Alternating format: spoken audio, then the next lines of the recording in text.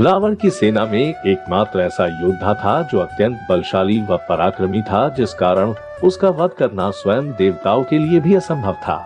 वह था रावण का सबसे बड़ा पुत्र मेघनाद। वह शक्तियों वस्त्रों में अपने पिता से भी ज्यादा पराक्रमी था। इसका बखान स्वयं वाल्मीकि रामायण में किया गया है। वह उसे महारथी की संज्ञा दी गई है। उसे भगवान ब्रह्मा, विष्णु व महेश से इतनी शक्तियां व वर प्राप्त हुए थे कि उसे कोई योगी ही परास्त कर सकता था, वह उसका वध कर सकता था। एक कथा के अनुसार एक बार महर्षि वशिष्ठ ने रावण वध व श्री राम के अयोध्या आगमन के पश्चात एक दिन उनसे जानना चाहा कि आखिर मेघनाद को मारने के लिए उन्होंने बार बार लक्ष्मण को ही क्यों भेजा। उनका मत था कि यदि वह इतना शक्तिशाली था, जिसने पहले दिन स्वयं श्री राम व लक्ष्मण को नागपाश की शक्ति से बांध दिया था, वह दूसरे दिन शक्ति बाण के प्रभाव से लक्ष्मण को मूर्छित कर दिया था, फिर क्यों उन्होंने तीसरे दिन भी लक्ष्मण को ही मेघनाद का वध करने भेजा। इसका उत्तर स्वयं भगवान श्री राम ने ही दिया। उन्होंने बताया कि उसे ऐसे वर प्राप्त हुए कि स्वयं वे भी उसका वध करने में अक्षम थे, क्योंकि उसका वध एक ऐसा सन्यासी ही कर सकता था जिसने कई वर्षों तक कठिन तपस्या की हो, वो उसकी अग्नि में तपा हो। यही सब लक्ष्मण ने 14 वर्षों के अंतराल में किया था। वह मेघनाद को मारने में सक्षम हो पाए थे।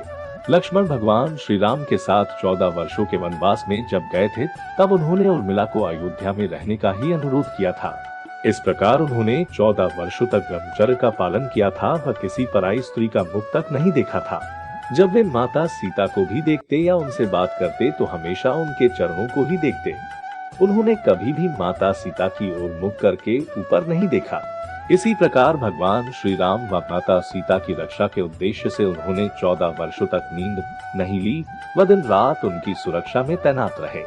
एक कथा के अनुसार उन्होंने निद्रा की देवी से 14 वर्षों तक स्वयं से दूर रहने को कहा था व उनके हिस्से की नींद उनकी पत्नी उर्मिला को देने को कहा था। इसके पश्चात लक्ष्मण 14 वर्षों तक सोए नहीं थे व उर्मिला इतने समय तक सोती रही थी। साथ ही लक्ष्मण ने 14 वर्षों तक योग व साधना से अपने अंदर इतनी शक्ति व ऊर्जा का संचार कर लिया था कि वह मेघनाद का वध करने में सक्षम हो चुके थे। यही कारण था कि मेघनाद से युद्ध करने व उसका वध करने के लिए भगवान श्री राम ने हमेशा लक्ष्मण का ही चुनाव किया। श्री राम के लिए कमेंट में जय श्री राम लिखें और वीडियो को लाइक और सब्सक्राइब करें।